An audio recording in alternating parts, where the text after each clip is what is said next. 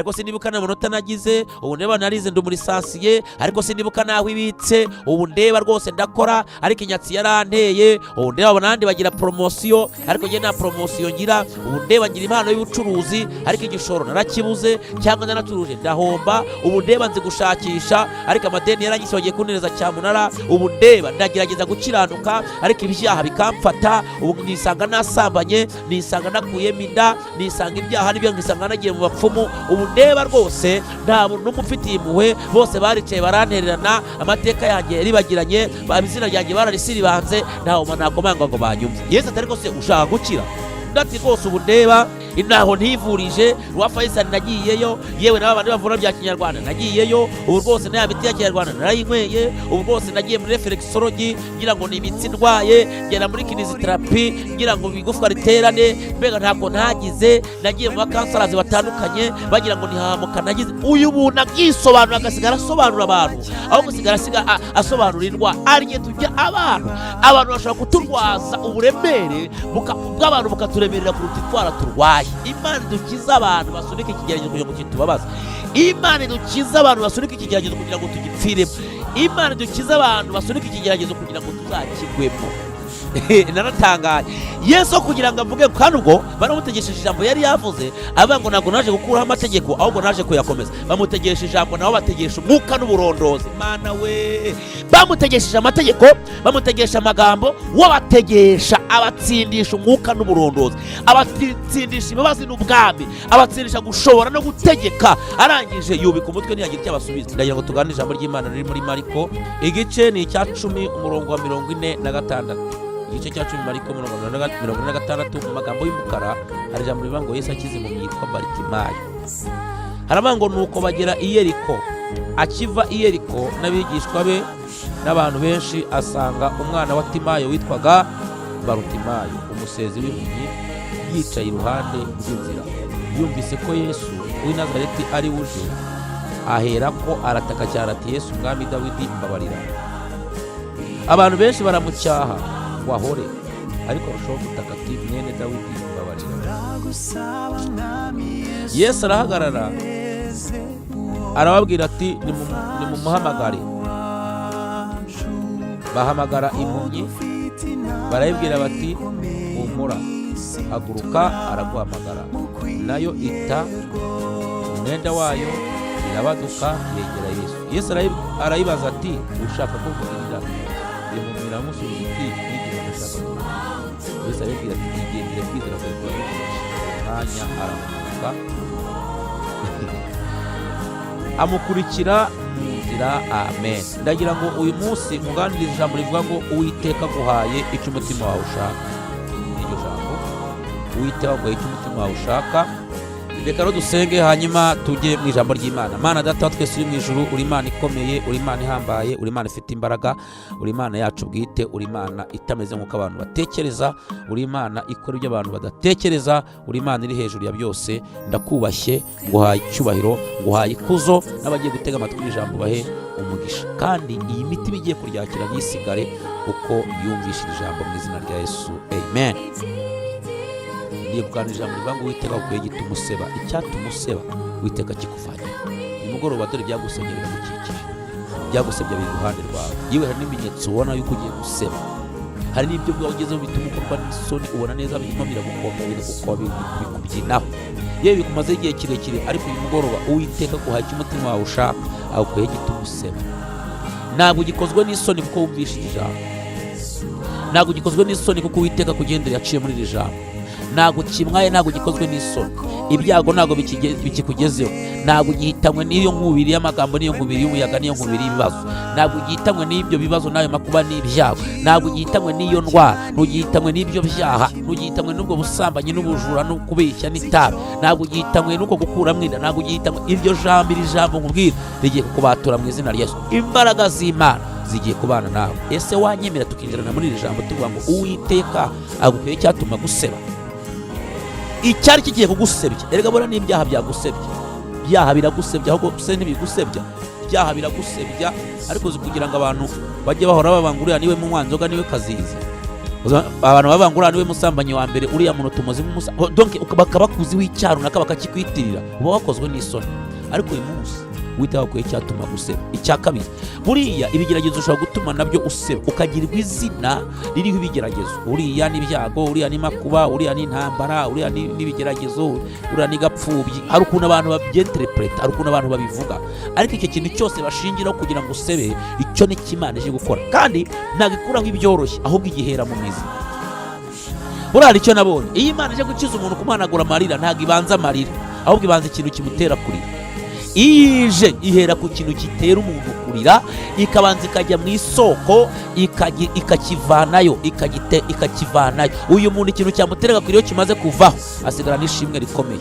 Imana ikuye ikintu cyagiye gutuma useba, kandi ikuye cyatuma agurira mu izina rya Yesu ryaguteye amarira. Akira ijambo ry'Imana muri uyu mugoroba. Aya makuru dusomye ni ay'umugabo witwaga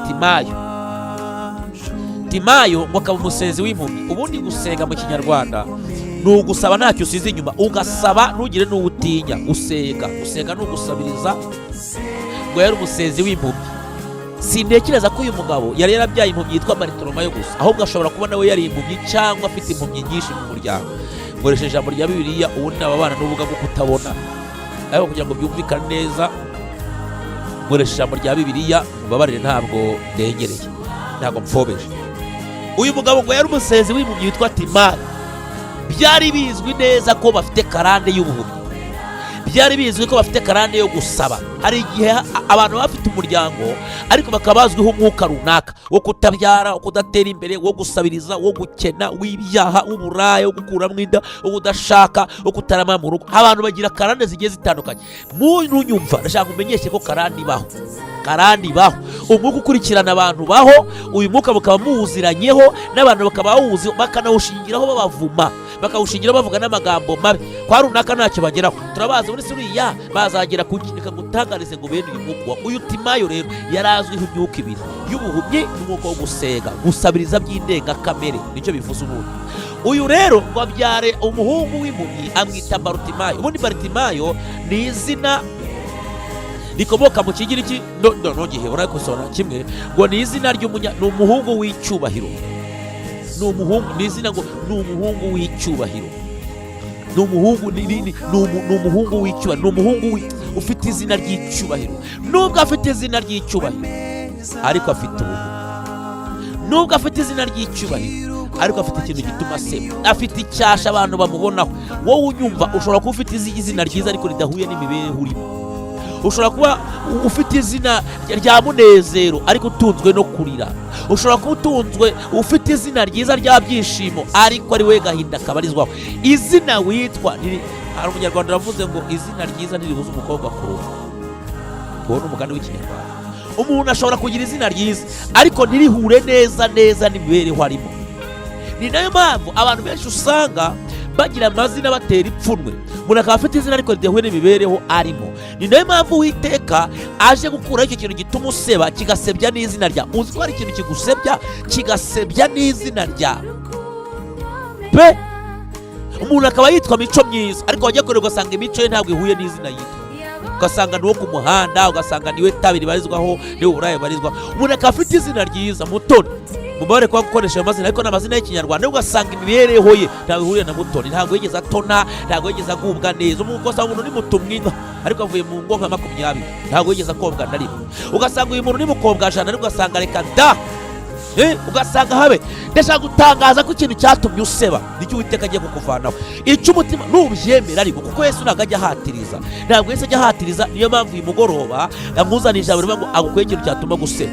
Nshaka gutangarize ngo uyu mugabo yari yararushye kandi uburushyi bugaragara, agerageza kwita umwana w'izina ryiza, agerageza kwita umwana w'izina ryamukuraho igisebo, ariko izina ntigeze rimukuraho igisebo, ahubwo ryanduriye rimwe, ntiryanahura n'imibereho. Umubonye akavuga ati witwa izina ryiza, ariko uzi kugira ngo abantu bakubwire ngo yego uri mwiza, ariko disi yego urasa neza, ariko wabona uriya mukobwa, wabona uriya muntu yagira ngo ni umuntu muzima, ariko dore yanze gushaka, ariko dore avuye mu ngo nka 20, ariko reba uriya abyara apfusha, uriya ni ingumba ntabwo abyara, uriya urugo rwaramunaniye, uriya abana baramunaniye, wamubona areshya kuriya wagira ngo nta bwenge yigirira. Abantu bakabakuziho ikintu cy'icyasha, kandi niyo nyundo bakoresha baguhondesha kugira ngo usebe. Niba hari ikintu kijyana, ni ijambo ribi kandi ryisubirajambo, reka bivuge gutya, ni ijambo ribi kandi ryisubirajwe, ni ijambo rihora ryirepeta mu matwi yawe, umwana akarivuga. Uyu muntu ni ukuvuga ngo yari afite ikigeragezo n'abana babona. Hari igihe umuntu afite icyasha igituma seba kimeze nk'umwambaro, n'abana bakakibona ukabutangirije,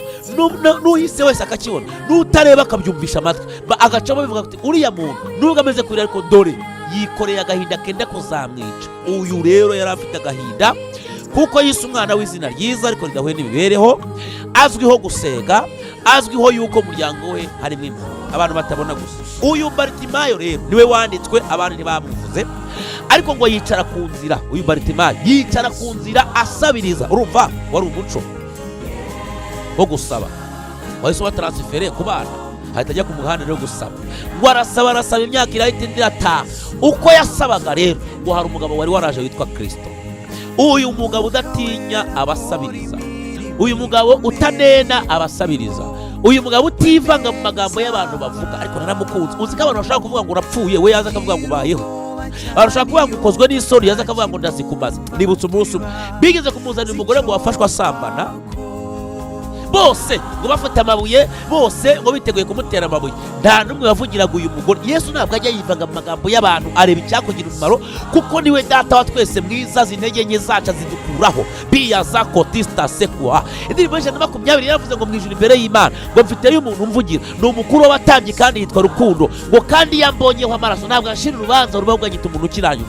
Abantu bashaka kwita umurimbutsi, bakakwita umunyabyaha inyuma y'abandi, bakakwita umuntu wese ukozwe n'isoni. Yesu we yaza akakwita umunyamugisha. Nibutse Teo yize kuririmba aravuga ngo abantu bashobora kubona ko ibyiza atari we bikwiriye, ngo ariko Imana yo yakureba ikabona uruti bishongore, uruti bikwerere, ngo kuko itareba nk'abantu ahubwo ireba ku mutima. Edoze pekosi yawa. Yesu ashobora kubona abantu bakwambitse ubusa, Yesu akakwambika. Bashobora kukwita mubi akakwita mwiza, bashobora kukwita umuntu nyagupfa akakwita umunezero w'iteka ryose. Bamuzanira umugore, batuyu rero twamufasha asambana. Icyantangaje, bazanye umugore ntibazana uwo basambanye. Yasambanye n'igiti, yasambanye n'ibuye, Yesu yasambanye n'imbwa iriruka. Ahubwo uwo basambanye birashoboka ko yari umuntu uzwi, utazwiho amateka mabi, cyangwa ari umuntu w'umunyacyubahiro. Baramunyegeza, baramuhisha, bazana undi wari usanzwe, bati n'umuntu yasanzwe ari umusambanyi, uyu nguyu twari tumuziho none turamufashe. Ngo baramuzana bati amategeko ya Mose avuga ko wafashwe asambana ari umugore, bajya bamutera amabuye ku karubanda. Naratangaye. Yesu kugira ngo avuge, kandi ubwo baramutegesheje ijambo yari yavuze, avuga ngo ntabwo naje gukuraho amategeko, ahubwo naje kuyakomeza. Bamutegesheje ijambo, nabo bategesha umwuka n'uburondozi. Mana we, bamutegesheje amategeko, bamutegesha amagambo, wabategesha abatsindisha umwuka n'uburondozi, abatsindisha imbabazi n'ubwami, abatsindisha gushobora no gutegeka. Arangije yubika umutwe ntiyagira icyo abasubiza, yandika hasi, aravuga ngo utarabikora ntamutera inzu. Bisuzumye basanga nta n'umwe utarabikora, ngo bagenda bahunga urusoronga amabuye bayasigaho.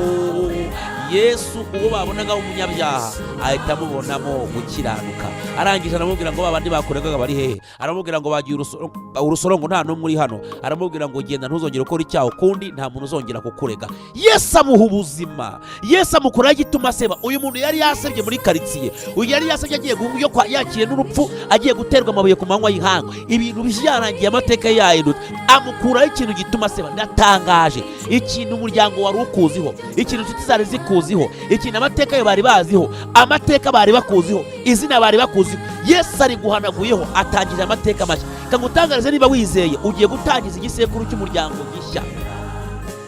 Ni wowe ugiye gutangiza izina rishya ry'umuryango, ni wowe ugiye gutangiza umugisha mu muryango, ni wowe Imana igiye guha agaciro, ni wowe Imana ikinguriye umuryango wo gutangiza amasezerano mashya, kandi ugiye kubaho mu buzima. Uyu munsi ntiwongere kwipfobya wowe unyumva, ntiwongere kwisuzugura. Yesu aragukuyeho cyatuma guseba mu izina rya Yesu.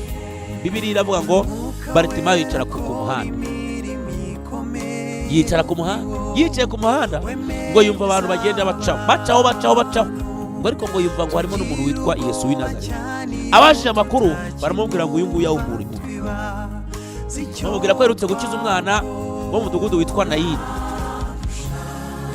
bamubwira ko baherutse kumubona arimo agenda mu mudugudu ngo ahura n'abikoreye ikiriba bagiye gushyingura, ngo arangije arambura ukuboko agikora, uwari upfuye ngo amusubiza nyina. Bamubwira ko uwo mugabo ari we bari kuvuga witwa Yesu w'i Nazareti. Bamubwira ko umunsi umwe yazuye umwana wa Yayiro. Bamubwira ko kandi aherutse guhumura izindi mpumyi zitari nkawe, zo asiga na kondo zirahumuka. Bamubwira amakuru ya Yesu. Wowe unyumva, si wewe wenyine Yesu agiye gukora ibitangaza, hari n'abandi bantu twashingiraho yakora ibitangaza. Ubu hari umugore wakubwira ngo njye Imana yampaye ubyaro maze imyaka 15, wowe umaze 2 rero ugira icyizere. Ubu hari wakubwira ngo njyewe Imana yanguye kuyiseta, abaganga bambwira ngo ndabyara umwana upfuye cyangwa duhwana umwana bamuzima cyangwa dupfe twese. Uyu munsi akaba afite umwana, akaba afite n'ubuzima. Wowe ufite inda y'amezi rero utari wabyara, gira ibyiringiro kuko arashoboye. Hari abahamya bamuvuga. Ubu hari unyumva ari imfubyi, igihe yarabaye imfubyi ari muto, abana batazi ba se na ba nyina, ariko bakaba nabo barabyaye. Uyu munsi umuntu ataruzi aho azakurira, atarazi umuryango uzamwakira, atarazi agatizo azaturaho, atarazi ko azanabaho, akaba afite abana bamwita mama cyangwa papa, yari imfubyi. Mubwire wowe uri imfubyi nawe rero ukaba utari wageraho, hari ibyiringiro by'uko izindi imfubyi ingenzi zawe zakanagiye mu kirenge cy'umugisha no mu kirere cy'umugisha. Uyu munsi akaba bari gushimira Imana, izina ry'Uwiteka rigahabwa icyubahiro. Gazo the be alone the kid staso la bini godrai for ya wa. Hari unyumva ufite igisabo cy'uko urugo rwamunaniye, nkubwire hari urugo rwananiye, ariko nyuma Imana inamushumusha kandi afite urugo rwiza. Urugo rwiza afite uyu munsi akaba rushimira Imana, isi yose ikaba itangazwa n'ibitangaza Imana yamukoreye. Wowe rero uriho runanira, tuza hari abandi bariho bagukomeza, ndafashijwe. Wowe unyumva neza, hari abantu Imana yakuyeho igitutsi. Niba uri umusambanyi bikaba bwarakunaniye, ubu hari undi Imana yakuye mu burayi mufatira mu kabari iramuzana, iramubwira ngo kira, uhereye umunsi urakize. Ndatangaza itangazo, Imana igukuye ikintu cyatuma useba. Bamuzanira amakuru abwira ngo Yesu w'i Nazareti ntacyo atinya, ahamagara n'abapfuye amaze iminsi 4. Nkaswe wowe uhumye kandi unagenda, wabyumvisha arataka. Kandi ibyago yari afite, yari atuye mu mudugudu mubi witwa Yeriko, wavumwe. Umudugudu waravumwe. Sasa mu gice cya 5 n'icya 6 muri Joshua yarahavumye. Avuma Yeriko, aravuga ngo aha hantu hazengereje ubwoko bw'Imana, ngo umuntu uzajya kuhasana azapfusha imfumu, ngo n'uzabubaka inkike zaho azapfushe umuhererezi. Kuko niko byagenze, wagerageje kuhasana nuko yaratuye mu mudugudu uvumye. Nawe reba kuvuka mu muryango mubi ugatura no mu mudugudu uvumye utagira umugisha. Uyu muntu yari afite ishingiro, ubu yari yarasabye byararangiye. Ndeba uyu muntu ntagira amashuri, agize kutagira amashuri, agize kutagira umuryango, agize no kutagira akazi. Bavanye hari igihe umuntu akubwira ibintu yanakubwira ariko kumva rwose ibyo avuga bifite ishingiro.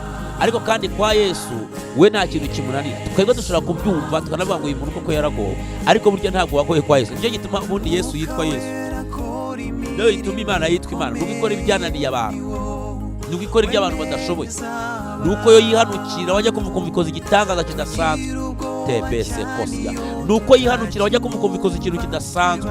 We be it stand. Niyo mpamvu muri uyu mwanya rero cyangwa utangaza itangazo rimeze gutya, usiwogope, nutinye, kuko Uwiteka akuye ikintu cyatuma usera. Wanasifiwe.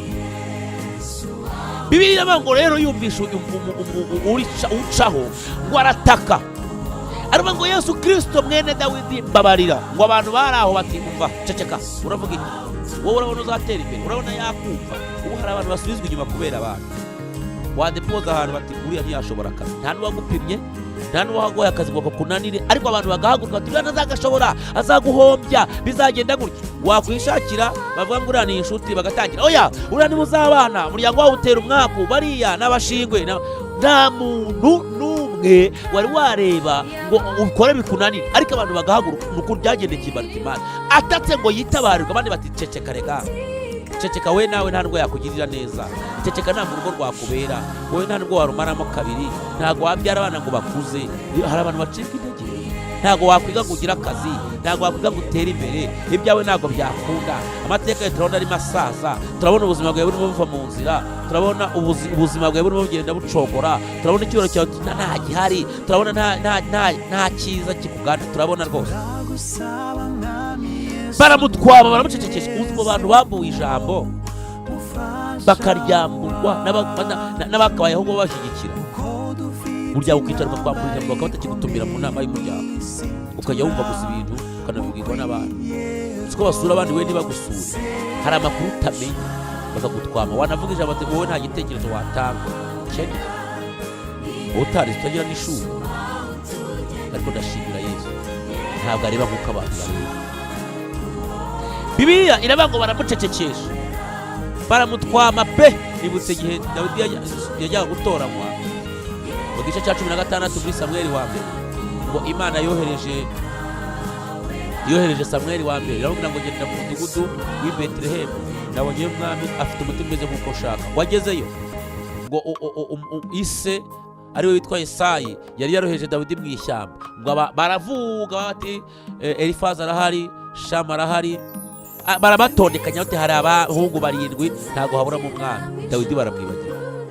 Hanyuma igihe bagiye kumwimika, bagiye kwimika umwami, ngo amavuta ngo Imana iranga kuko itareba nk'uko abantu bareba, ahubwo ireba mu mutima. Bibiliya iravuga rero ngo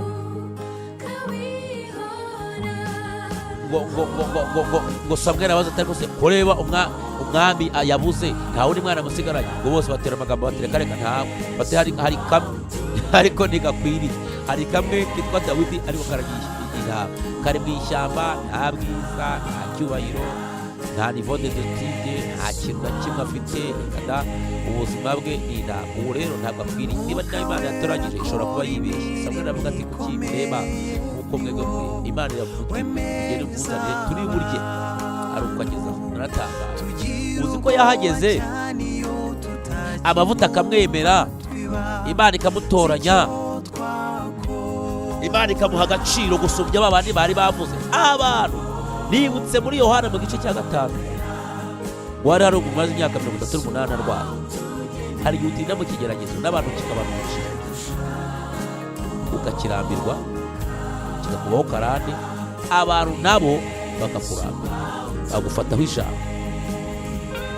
ndetse kikabanukira pe, bagahunga, bakaguha iminsi, uzapfa ejo, erega n'uzapfa utabyaye, ngawe ntuzanashaka nta n'uwanyu ushaka, erega we ntabwo uzubaka, nta wanyu ubaka, nta n'uwanyu uturikira, nta wanyu utera imbere, wanyu ntawe uyiga, n'undi dore umaze gusoma icyapa. Nuko kandi iyo mico igenda ikura, ngo umaze kwisomera icyapa ku muhanda, umaze kwisomera kumenya gusinya, gusoma no kwandika biviremo. Ariko se wagize n'iyo diploma kuko ntacyo bitwara. Nuko abantu bahaguruka bati icara, bakakubuza n'umugisha wawe. Wowe songa, igira imbere, komeza usunike, komeza wigira imbere, ibyiza biri imbere. Kuki abantu bagucogoza? Abantu ntabwo barema, kandi iyo ubuzima buhindutse ba bantu umenye aho bagiye, ahubwo nibo bahindura amagambo bakaba inshuti zawe. Hanyuma igihe yari ari ku kidendezi, ngo rimwe na rimwe ngo ikidendezi cyagiye kwihinduriza, ngo ubanje kujyamo bakaba ari ukira indwara ye. Hanyuma ngo abantu bakaza ari benshi bagafata abarwayi babo bakajya banagamo. Uyu we ngo baraje bamurambika aho barigendera. Myaka 38 Yesu ahageze barabaza atari kumurwayi, ufite ikihe kibazo? Uratoya arabaza ngo urashaka gukira? Undi ati rwose abantu bafite ababo nibo bakira, ubu reba aya mazi yihinduriza rimwe na rimwe, yewe nta muntu mfite, n'abanzanye barantaye, no kurya n'imanu, no kurya ni rimwe na rimwe, ubu ndeba sinihindukiza, ubu ndeba simaguruka, ubu ndeba naradepoje biranga, ubu ndeba mfite diplome ariko sinibuka n'amanota nagize, ubu ndeba narize ndi muri lisansiye ariko sinibuka naho ibitse, ubu ndeba rwose ndakora ariko inyatsi yaranteye, ubu ndeba abanandi bagira promotion ariko njye nta promotion ngira, ubu ndeba ngira impano y'ubucuruzi ariko igishoro narakibuze cyangwa naratuje ndahomba, ubu ndeba nzi gushakisha ariko amadeni yaranyise bagiye kuntereza cyamunara, ubu ndeba ndagerageza gukiranuka ariko ibyaha bikamfata, ubu nisanga nasambanye, nisanga nakuyemo inda, nisanga ibyaha nibyo ngisanga nagiye mu bapfumu, ubu ndeba rwose nta muntu n'umwe ufitiye impuhwe, bose baricaye barantererana, amateka yanjye ribagiranye, izina ryanjye bararisiribanze, ntawe umuntu nakomanga ngo banyumve. Yesu atari rwose ushaka gukira? Ndati rwose ubu ndeba inaho ntivurije wa Faisal nagiyeyo, yewe n'aba bandi bavura bya Kinyarwanda nagiyeyo, ubu rwose nta miti ya Kinyarwanda narayinyweye, ubu rwose nagiye muri reflexology ngira ngo ni imitsi ndwaye, ngera muri kinesiotherapy ngira ngo igufwa riterane, mbega ntako ntagize, nagiye mu bakansarazi batandukanye bagira ngo nihamuka nagize. Uyu muntu agisobanura agasigara asobanura abantu, aho gusigara asobanura indwara. Ariye tujya abantu bashobora kuturwaza uburemere bw'abantu bukaturemerera kuruta indwara turwaye. Imana idukiza abantu basunika ikigeragezo kugira ngo kitubabaze, Imana idukiza abantu basunika ikigeragezo kugira ngo tugipfiremo, Imana idukiza abantu basunika ikigeragezo kugira ngo tuzakigwemo. Imana bamera umugisha, Imana idukije ikintu cyagiye gutuma useba cyakomangaga wakibonaga, ndetse cyane cyaraguteje abantu kirabahuza. Uyu muntu asigara arwaye abantu, ariko Yesu aramubwira ngo ujye mu mazi n'abantu bagitega bigihe wonyine kubavuga habikore uburi bwawe wigende mu nzira utatekerezaga, mu nzira utibazaga, diwe boriyasa, mu nzira utibazaga, mu nzira utavugaga, mu nzira utarebeshaga amaso, nta n'uwayikubwiye, nta n'umuhanuzi wakubwiye ibyo. Yesu ageze iruhande rwawe, akuyeho icyatuma guseba, agucisha icyari kigiye gutuma useba, agukuyeho umutwaro muremure, agukuyeho umutwaro ukomeye. Peter Sara Mariga drowe befeskiti sasiya, imbaraga z'Uwiteka zibanye nawe, imbaraga z'Isumba byose zibanye nawe, gukomera kw'Imana kubanye nawe, icyubahiro cy'Imana kibanye nawe, imbaraga z'Imana Isumba byose zibanye nawe, gukomera kw'Imana guhagararanye nawe. Ese wari ubizi? Wari uzi ko Imana ije gukora? Wari uzi ko Imana ije kwiyerekana? Wari uzi ko Imana ije kuzamura ibendera ryo kunesha? Wari uzi ko Imana ije kugushyigikira? Wari uzi ko Imana ije kuguteza intambwe? Wari uzi ko Imana ije gushyiraho inzira? Wari uzi ko Imana ije gushyiraho uburyo? Ko niko kuri kw'ijambo. Bwana sifiwe. Baritimayo ngo arataka ati mwene Dawidi mbabarira. Abandi bati ceceka, uravuga iki? Ntiwakora ubukwe ngo bikunde, ntiwacuruza ngo bikunde, iyi senta si yawe, ntuzirwe w'universite, n'ubundi segonderi wayize ariho amana, ntuzirwe ugerageza uzafata ibyo ubonye. Ariko kuki ufata ibyo ubonye? Kuki ufata wasabye Imana ibintu bizima? Kandi wasabye Imana nubwo nawe kurambika umusaza, nubwo haba ari ukurambya gusa, wasabye Imana ibintu bigari ko Imana ifite inzozi. Wasabye umugabo muzima n'umugore muzima ugukwiye, wasabye ibintu bizima, wasabye ibintu bizahesha Imana icyubahiro. Bari bafite karande y'ubuhumyi no gusabiriza, nibyo bari babaziho. Nawe hari amakuru bakuziho, nawe hari ubuzima bakuziho, hari ibyawe bazi.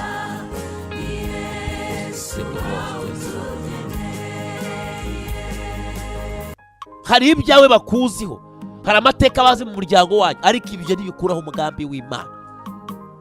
Bazi ko nyundi umushomeri, bate n'ubundi ntacyo yashobora, uyu yarize byaranze, n'abana be niko hari igihe witirirwa n'abana utabigizemo uruhare, hari igihe witirirwa n'umuryango utabigizemo uruhare. N'ubundi ni uwa nyina, n'ubundi ni uwase, n'ubundi muri uriya muryango niko babaye. Umva ngutangariza ikintu cyatumye usera, Imana ikuvanye. Amen. Bibiliya iravuga ngo arataka ati mwene Dawidi mbabarira. Arataka, wowe ntihagire umuntu ugucecekesha. Izere, tangira kwatura kuzabaho, tangira kwatura ko amateka azahinduka, tangira kwatura ko ibintu bigiye guhinduka, tangira kwatura ubuzima, tangira kwatura icyerekezo. Atura ubuzima, atura imibereho, atura gukomera, atutape ya sole mari gardre, atura ibintu bikomeye, atura amavuta, atura icyubahiro, atura icyerekezo, atura ubuzima. Sote kidevo tora zigerima Rosalima la kata ya nima mini kostifu. Atura ubuzima, atura imibereho, atura icyubahiro, atura gukomera, atura amavuta adasanzwe. Shaka kwatura none hakugiye gukira igikomere cyawe, ugiye gukira gukorwa n'isoni, ubaye umuntu muzima, ugize amateka, izina ryawe rigiyeho icyubahiro. Ngo arataka, Yesu ngo yumvijwe, Yesu arakumvishe. Yesu niteye ku rusaku rwo gucecekesha, yitaye ku cyatumye utaka, yitaye ku cyatumye useba, yitaye ku cyatumye akurema n'icyatumye aguhamagara. Ngo niyita ku rusaku ngo abamucecekesha, ngo ahubwo arahindukira abwira ba bandi bamucecekesha, agaragara ngo mugende mukuzane. Umva we, ariko Yesu rata azi gucanga, Yesu azi gukemura ikibazo yitonze. Bamwe bamucecekeshaga, ntago Yesu yahamagaye abashya ngo bagende bamuzanire iyo muntu, ahubwo yavuze ba bandi bamucecekesha ngo namwumvise nimugende mukuzanire. Yo, ibyo yavugaga mu kanya gato birahinduka. Mu kanya gato bavuga ngo ceceka ziba ntacyo uzageraho, mu kanya bihita bihinduka. Baravuga ngo yewe ngo tuza, araguhamagaye, arakudutumye. Yesu ahinduye amagambo mu kanya gato, akwatsa icyatuma guseba, ahinduye amagambo mu kanya gato. Kandi aba yahinduje ni abavuze cyane, aba yahinduje ni abagusebeje cyane, aba yahinduje ni abagutaramenyeho cyane, aba yahinduje ni abaguteje abantu cyane, aba yahinduje ni abatumye ukomereka, abaguteye igikomere nibakoresheje kugira ngo bakomore. Zafashijwe izina ryawe baryamamaza, nibakoresheje kugira ngo bongere babamaze neza kugiriye. Anize kositifo, abamaje ibibi byawe bagiye kwamamaza ibyiza byawe, abamaje igisuzuguro cyawe nibakoresheje bakamamaza ishimwe Imana iguhaye. Abo nibakoresheje, kuko ntabwo yagiye kuzana abandi bo muri iyo karitsiye, ahubwo mwamucecekesha. Nibwo yabwiye ati mugende mukuzane. Wese bamuzanye bamukurura, umwami avuze bamuzanye se bakurubanga hasi, bamuzanye bamutuka se, kandi umwami avuze, umwami akivuga barakubaha. Wikwiriye urwana ngo ntago banyubaha. Aravuze barakubashye, aravuze baragusanga, abagutaye barakwegereye, abakujugunye baje iruhande rwawe, abatakikwegerera bakugishije inama, byose birahindutse nziza. Yakira ubwo bwiza rwakire, kuko biremwe nona igitumye useba Yesu aracyakiriye, akijyanye agusigira igituma ushima. Mana we, icyari gutuma useba, cyari gutuma ukorwa n'isoni, ukikorera amaboko ukamwara, Yesu arakijyanye agusigiye igituma ushima. Icyo gituma ushima rero kikuzaniye n'abagushimagiza, kikuzaniye n'abakuvuga neza, kikuzaniye n'abavuga ngo Uwiteka yaramuhamagaye koko, Imana ibamugisha. None se wowe unyumva tuvugishije ukuri,